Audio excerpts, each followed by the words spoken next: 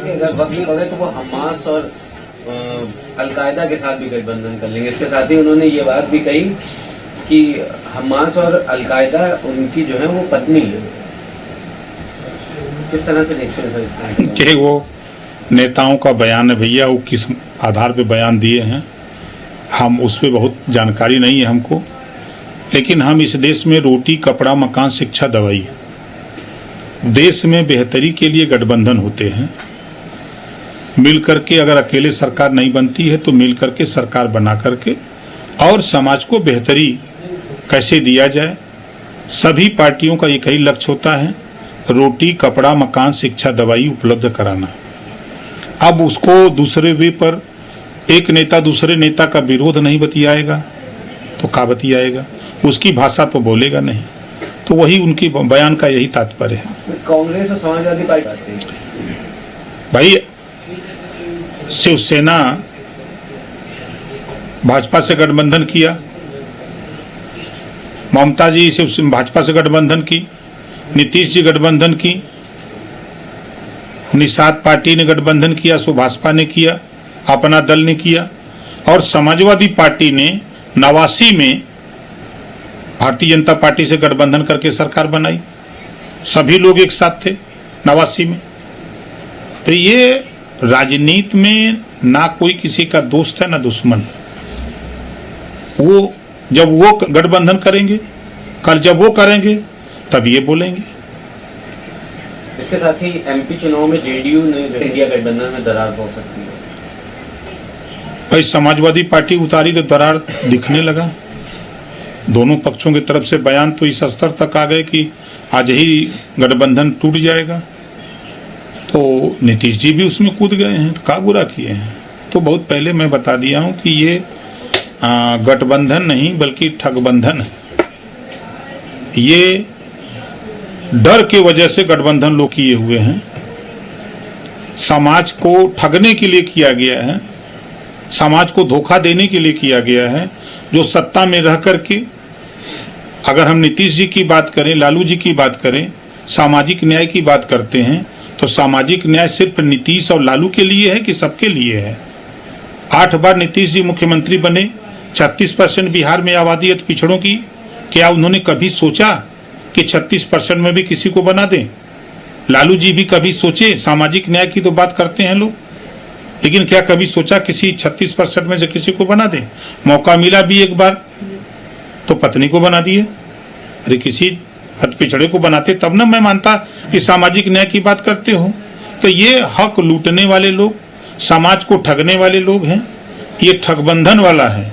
UP में अगर हम बात करें, आप उठा के देखिए 27% आरक्षण कौन लूटा?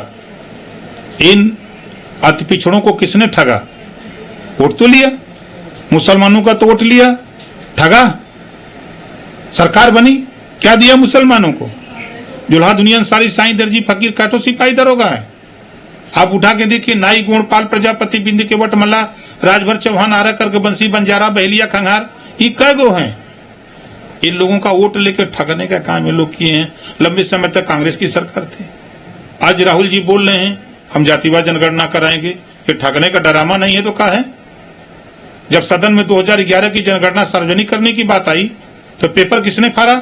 राहुल गांधी ने। आज जातिवाद जनगणना की बात कर रहे हैं, जब सत्ता में थे तब आपने जातिवाद जनगणना क्यों नहीं करा दी? आज अखिलेश जी कह रहे हैं जातिवाद जनगणना। सरकार में जब आप लोग रहते हो तब तो नहीं करते हो।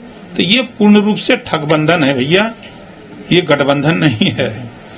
ये जनता को ठगने वाले लोग हैं, जनता को ठगेंगे। इसके साथ ही समाजवादी केदारनाथ और बद्रीनाथ मंदिर के दर्शन कर रहे हैं, तो वहीं वहाँ उनके महासचिव स्वामी प्रसाद मौर्य जो है वो बता रहे हैं कि केदारनाथ और बद्रीनाथ में अगर अवशेष निकाले जाएंगे तो वहाँ बौद्ध मठों के साक्ष्य मिलेंगे। जब स्वामी जी सत्ता में थे तब नहीं निकाले, सत्ता में थे 5 साल बीजेपी में मंत्री थे तब नहीं निकाले, बसपा में मिनिस्टर थे तब नहीं निकाले। अब उनको भेजा गया है समाजवादी पार्टी में कि समाजवादी पार्टी जब तक रसातल में न चल जाए तब तक आप इसी तरह बयान देते रहिए। पूरे देश के लोग मान रहे हैं, पूरे देश के लोग जा रहे हैं, दर्शन पूजन कर रहे हैं। अब तो ये अखिलेश जी को विचार करने की जरूरत है कि उनके राष्ट्रीय महासचिव कह रहे हैं कि नहीं नहीं वहां बौद्ध के अवशेष हैं और पूरा देश से लोग जा रहे हैं वहां, कि नहीं केदारनाथ धाम हम लोग जा रहे हैं दर्शन करने, तो उनको सोचने की जरूरत है। तो इनको किसने भेज दिया समाजवादी पार्टी में, जब ये समाजवादी पार्टी को रसातल करने को? आप देख रहे हैं कि बेटी भाजपा में सांसद है और वो सपा में है, तो सपा में क्यों गए हैं, क्या कारण है? बयान उनको देखिए। कुछ इसके पीछे के इतिहास को भी प्रकाश डालिए। नहीं, हम नहीं बताएंगे। तो आपको ये कहां से अनुमान लगा है? अरे भाई आप सोचिए, पहले बयान पर ढोल गंवार शूद्र पशु नारी पर सपा में 2 गुट हो गया, हुआ था ना। और 2 गुट ही नहीं, आपके चैनल पर आकर के लोग बयान देने लगे, तब अखिलेश जी को कमान संभालनी पड़ी। दूसरे बयान पर डिम्पल जी को आना पड़ा, तीसरे बयान पर राम गोपाल जी को आना पड़ा, चौथे को बयान पर शिवपाल जी को आना पड़ा। अब पार्टी के कुछ लोग बयान दे रहे हैं, शिवपाल जी का भी बयान आया, राम गोपाल जी का, कि व्यक्तिगत बयान है उनका। भाई व्यक्तिगत आपके घर में रह करके और कोई घरे में अकेले एक चूल्हा दगा दे, गैस सिलेंडर रख के कहे दाल कहे वो व्यक्तिगत आप दल के बना होता, ये कैसे संभव है? ये दिख रहा है ना। चलिए एक आखिरी सवाल है, तो सारी चीजें कंप्लीट होती जा रही हैं, कब तक प्रयास लगाया जाएगा? जल्दी होगा। देखिए, उम्मीद पर पूरी दुनिया टिकी है और जो बात हुई है वो बात होगी। कुछ चीजें चुनाव को लेकर के दिक्कतें जो हो रही हैं, अब 2-4 दिन में हम खुद जाने वाले हैं दिल्ली, जाएंगे तो जो डेट मिलेगी तो आप लोगों को बताएंगे, बुलाएंगे।